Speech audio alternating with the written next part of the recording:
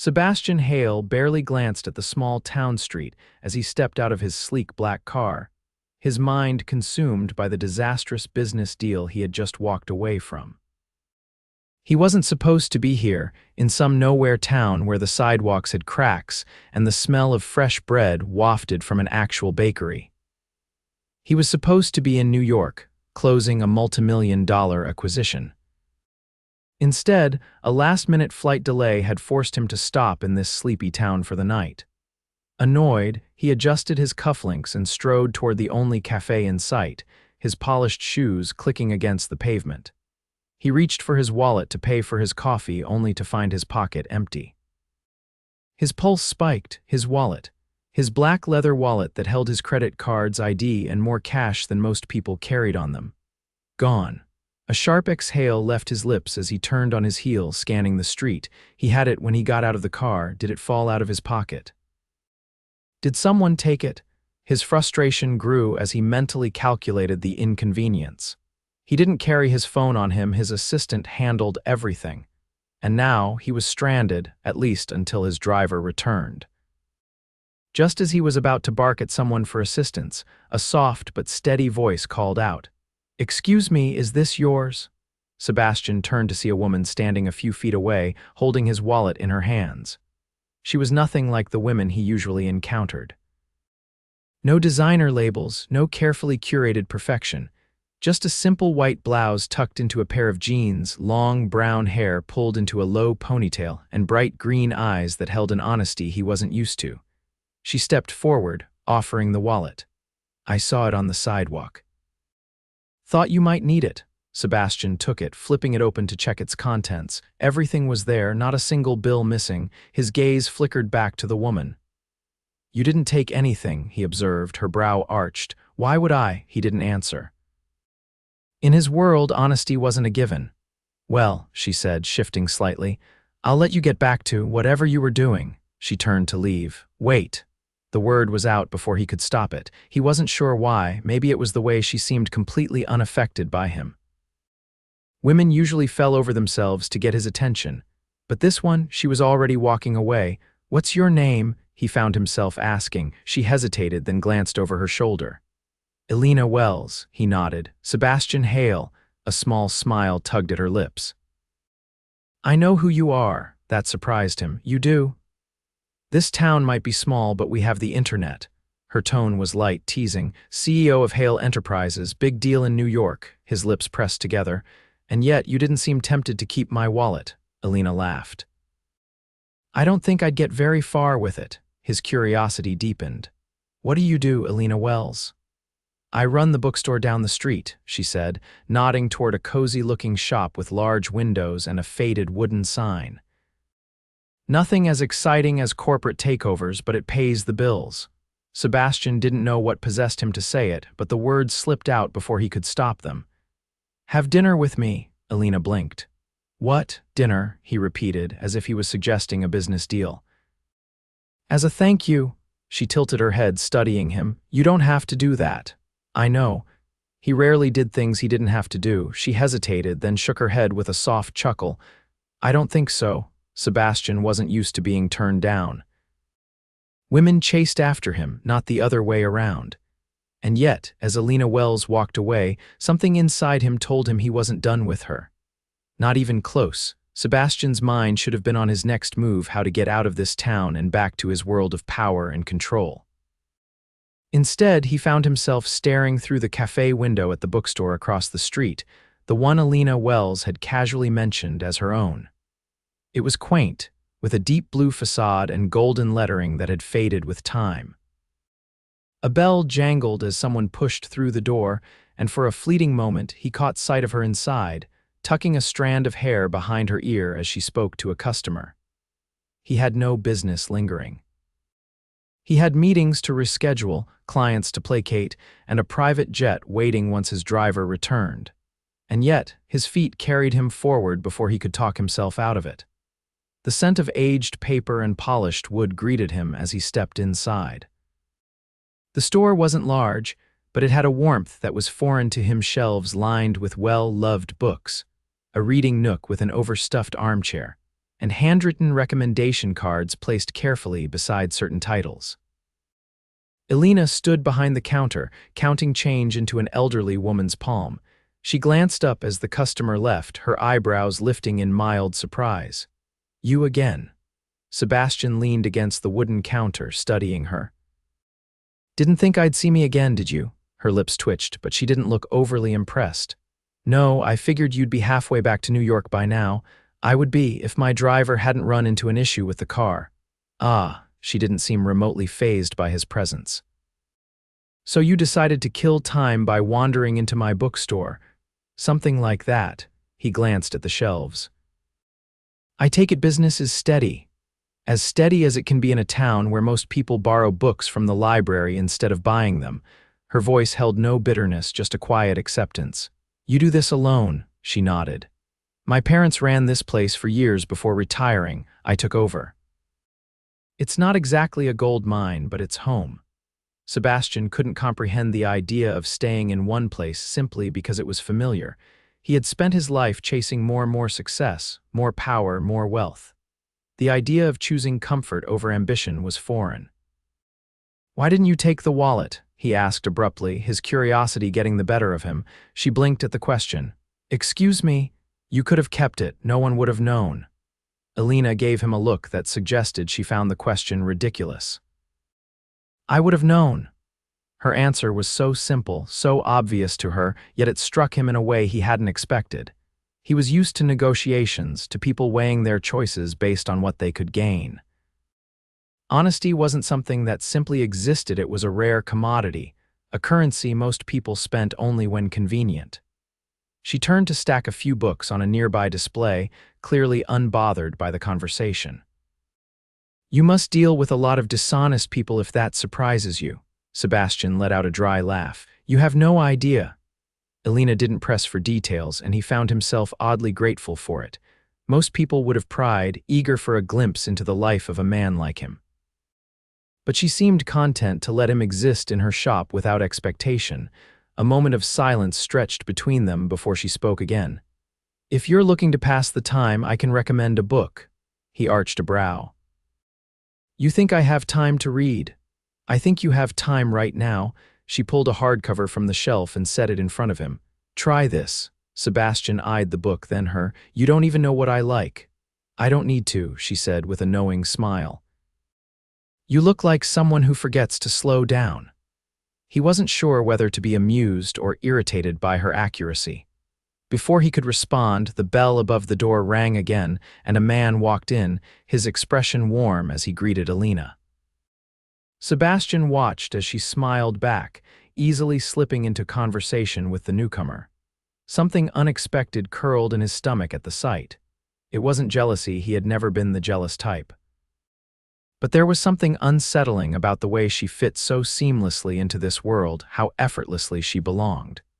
He didn't belong here, he never would. And yet, as he stood there, a book in his hands that he had no intention of reading, he realized he wasn't in any rush to leave. Sebastian had every intention of leaving town the moment his driver sorted out the car situation. That was the plan. The logical, pragmatic, efficient plan. Instead, he was still here. The excuse he gave himself was that his schedule was already ruined for the day, so what did it matter if he stayed a little longer? But deep down, he knew the truth. He wasn't used to people like Elena Wells, people who didn't want anything from him, who didn't care about his last name or his bank account. And that intrigued him far more than it should have. Now he stood outside her bookstore again, hands in his pockets, debating whether he had officially lost his mind. He had closed billion-dollar deals without hesitation, yet here he was, hesitating over stepping inside a small-town bookshop. Before he could overthink it further, the door swung open and Elena nearly ran into him, a stack of books in her arms. She startled, then gave him an exasperated look. "Are you following me now?" He glanced at the books she carried. "I was going to ask you the same thing." She rolled her eyes. "I'm dropping these off at the community center, not that it's any of your business." He ignored the jab. "Let me help you." "I don't need help." "I didn't ask if you needed it," she exhaled, clearly debating whether to argue. Finally, she relented, passing him half of the stack. Fine, but don't drop them. He raised an eyebrow. You doubt my ability to carry books. I doubt your ability to do anything that doesn't involve a boardroom. He didn't know whether to be insulted or amused. He settled on amused. They walked side by side down the street, the late afternoon sun casting long shadows on the pavement. The town was quiet, the kind of place where people waved at each other in passing, where no one was in a rush. It was the opposite of everything Sebastian was used to. Elena glanced at him. So why are you still here? He could have given her a dozen reasons: his car, a delayed flight, an unscheduled break, but none of them were entirely true. I don't know, he admitted. She gave him a curious look, but didn't press. They reached the community center, a modest building with a painted sign above the door. Inside, a few volunteers were sorting through supplies. Elena led him to a small library room where she set the books down on a table. Sebastian followed suit, brushing dust from his sleeves. You do this often? Donate books. Yeah, some kids around here don't have much at home. Something in the way she said it made him pause. You grew up here, didn't you? She nodded. Born and raised. And you never wanted to leave? She considered the question. I did for a while. Went to college in Chicago, thought I'd work in publishing, maybe live in a city where things never stop moving. And, she shrugged, I realized I didn't want that life. I like knowing my neighbors. I like running a place that means something to people. Sebastian tried to imagine feeling that way about anything. He had spent his entire life moving forward, never looking back. The idea of choosing to stay in one place to find fulfillment in something so simple was entirely foreign. Elena leaned against the table, arms crossed. Let me guess, you've never stayed in one place longer than necessary. I go where the business takes me. She studied him for a moment. That sounds exhausting. He let out a dry laugh. It's what I know. A silence settled between them, not uncomfortable, just contemplative. He found himself wondering what it would be like to see the world the way she did, to find satisfaction in something other than power and success. Finally, she sighed. All right, come on. Since you're apparently in no rush to leave, you might as well help me carry a few more things. He should have said no. He should have excused himself, walked away, and never looked back. But instead he followed her, knowing full well that whatever this was, it was already pulling him in deeper than he ever intended. Sebastian didn't realize how much time had passed until the sky shifted into the soft hues of dusk. The town had a way of making time feel slower, less urgent. It was a foreign sensation, one he wasn't sure he liked, or maybe he liked it too much. Elena locked up the community center, brushing a stray strand of hair from her face. She looked at him then, her expression unreadable. He had spent years mastering the ability to read people, to anticipate their next move before they even made it. But she was different. She didn't play games. She simply existed, unaffected by the weight of the world he carried on his shoulders. They walked back toward her bookstore in silence, the soft hum of evening settling over them. Sebastian had never been one for unnecessary conversation, but this quiet, it wasn't uncomfortable, it was something else entirely. When they reached the shop, Elena hesitated in front of the door. The golden light inside cast a warm glow against the glass, and for a moment he could picture her here every evening, closing up just as the rest of the town wound down for the night. She turned to him, her expression thoughtful. You should probably head back. Your driver's probably waiting. He should have agreed. He should have nodded, said his goodbyes, and walked away, but the thought of leaving felt heavier than it should have. Instead of responding, he reached into his pocket and pulled out his wallet, the very same one she had returned to him earlier that day. He flipped it open, pulled out a crisp bill, and held it out to her. She frowned. What are you doing? Paying you back. For what? For the honesty? His voice was quiet but firm. Elena stared at him for a beat before shaking her head. I didn't give your wallet back because I expected something in return. I know. He didn't lower the bill. But people like you shouldn't go unrewarded. She let out a soft laugh, one that held no amusement. People like me, what does that mean? Sebastian hesitated. He wasn't sure how to put it into words. In his world, honesty was rare. Everything had a price. People did favors expecting something in return, and yet here she was, looking at him as if the very idea of being paid for doing the right thing was absurd. She reached up and gently pushed his hand away. "I don't want your money, Sebastian." His name on her lips sent a strange sensation through him. No one said his name like that, not with familiarity, not with warmth. She exhaled, tilting her head slightly. "Why does it bother you so much that I didn't take advantage of the situation?" He didn't answer. He wasn't sure he had an answer. Elena studied him for a long moment before shaking her head. "You don't have to understand me, Sebastian. You just have to accept that some people do the right thing because it's the right thing." The air between them shifted, something unspoken lingering between them. Finally, she stepped back, resting her hand on the bookstore door. "Goodbye, Sebastian." It wasn't a harsh goodbye. It wasn't dismissive, but it was final. He should have turned and walked away, but instead he did something he had never done before. He hesitated. And then, against all logic, against every instinct that told him to leave, he spoke. "I don't want this to be goodbye."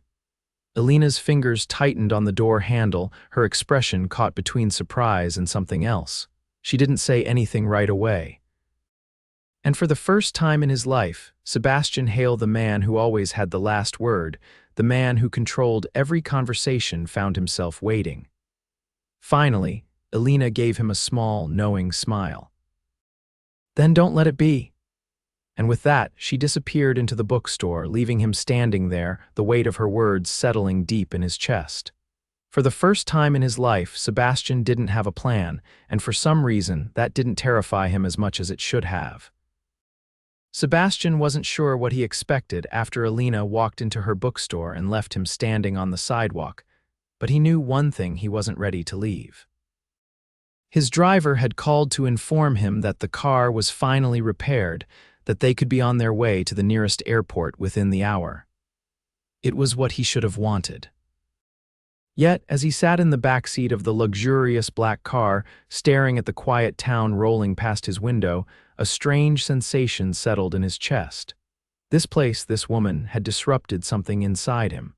"Change of plans," he said abruptly. "Find me a place to stay for the night." The driver hesitated but didn't question him. Within minutes, they pulled up in front of a charming inn tucked between two oak trees. It wasn't a five-star hotel, nothing like the penthouses or luxury suites Sebastian was used to. But for the first time in his life, that didn't matter. The innkeeper, an older woman with bright eyes and a knowing smile, handed him a key without so much as a glance at his name or status. "You look like someone trying to figure something out," she mused. Sebastian didn't respond. He wasn't sure he had an answer. The room was modest but clean, with a simple wooden desk and a window overlooking the street. From there, he could see the bookstore's sign swaying gently in the evening breeze. He wasn't done with Elena Wells. The next morning, he found himself standing outside her shop just as she was flipping the sign to open. She looked up, startled to see him. "You're still here."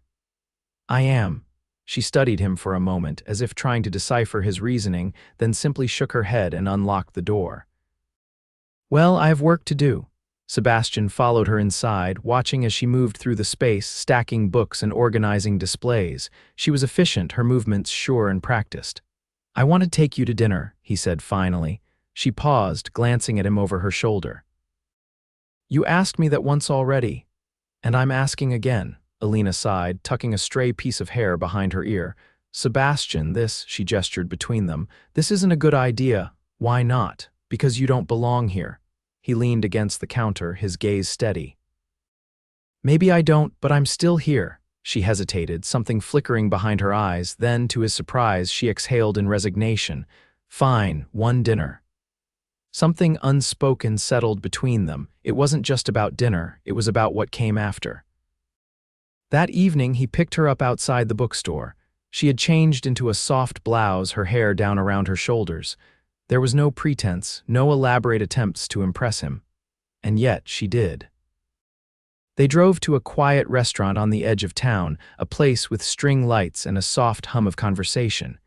It was the kind of place where people lingered, where meals weren't rushed. Elena folded her hands on the table, watching him. "So, tell me something real." He arched a brow. Real, something that isn't about work, something about you. Sebastian wasn't used to that request. He was used to conversations revolving around business, deals, power, but Elena wanted something else. He thought for a moment, then said, I used to think success would make me feel whole. She tilted her head. And does it? He was silent for a long moment before shaking his head. No, Elena didn't look surprised. She took a slow sip of her drink before saying, maybe you're looking in the wrong places. Sebastian considered that. For the first time in a long time, he wasn't sure where he was going next. But as he looked at the woman sitting across from him, he realized he wasn't in a hurry to figure it out. Sebastian had spent his life dictating the terms of every situation he walked into. He was a man who made decisions with precision, who never second-guessed himself. Yet, sitting across from Elena in the soft glow of the restaurant, he found himself in unfamiliar territory. She wasn't trying to impress him. She wasn't trying to gain anything from this dinner. And that unsettled him in a way he wasn't prepared for.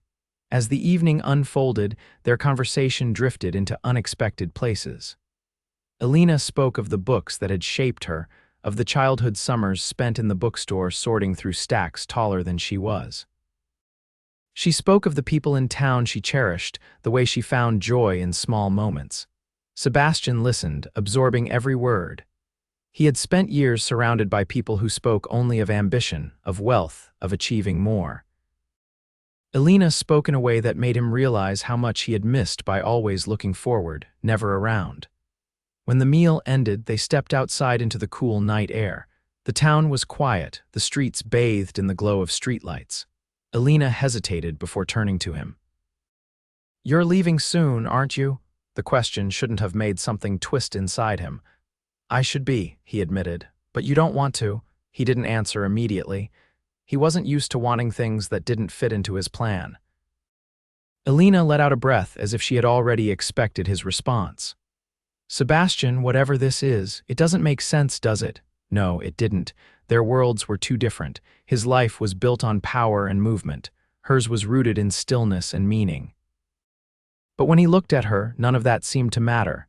Instead of answering, he reached out, brushing his fingers lightly against her hand. It was a simple touch, but it sent something electric through him. Elena searched his face, and for the first time, he let himself be seen, truly seen. She didn't pull away. The next morning, Sebastian made a decision that defied everything he knew about himself. He delayed his flight. He told himself it was temporary, that he needed time to clear his head, but the truth settled deep in his chest. He wasn't ready to leave her. Days passed, turning into a week. He found himself lingering in the bookstore, watching as she moved through her world with ease. He helped her carry boxes, listened as she talked about the new arrivals, even found himself flipping through pages of books he never would have considered reading before. And Elena. She let him in. She didn't ask for explanations, didn't press him for answers he wasn't ready to give. She simply let him exist beside her, and for the first time in his life, that was enough. But reality had a way of creeping in.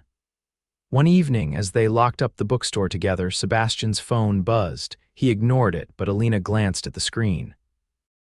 You've been avoiding calls all day, she murmured. They can wait. She studied him for a long moment before sighing. Sebastian, you can't stay in this town forever. He knew that, but the thought of leaving now felt impossible. Elena swallowed as if bracing herself. You have a life in New York, a company, responsibilities. I know, she looked away, and I have a life here. The words hung between them, heavy with unspoken truths. Finally, she turned back to him, her voice quieter. What are we doing? Sebastian had never struggled to find words before, but now everything felt inadequate. So instead of speaking, he stepped closer, cupping her face gently. Her breath hitched, but she didn't pull away, and then he kissed her. It wasn't rushed, wasn't desperate. It was slow, intentional, a promise in itself. When they pulled apart, Elena exhaled shakily. Sebastian, I don't want to lose this, he admitted, his voice rough with emotion. I don't want to lose you, her eyes softened. Then don't. For the first time in his life, he didn't have a plan, but maybe for the first time he didn't need one. Months later, the city skyline stretched before him, glittering against the night, but Sebastian's mind wasn't on the towering buildings or the empire he had built. It was on the woman waiting for him in the bookstore miles away. He had spent weeks traveling between both worlds, torn between the life he had always known and the one he had discovered with Elena. And then he had made a choice. Stepping out of the sleek black car, he tightened his grip on the small velvet box in his pocket. He pushed open the bookstore door, the familiar scent of books and warmth wrapping around him. Elena looked up from behind the counter, surprise flickering across her face. "You're back." "I am." She stood slowly, searching his expression. "For how long?" He took a steady step forward, then another, until he was right in front of her. "For good." Her lips parted, but before she could speak, he pulled the box from his pocket and opened it. Inside, a diamond glimmered, but it wasn't the size of the ring that mattered. It was the weight of the moment. Elena's eyes widened, her breath catching. Sebastian held her gaze, his voice steady. "I don't just want a life with you, Elena. I want forever." Tears welled in her eyes, but her smile broke through. She didn't need to say the words, he already knew her answer. And as he slid the ring onto her finger, sealing the promise between them, Sebastian knew he had finally found the one thing that made him whole. Her.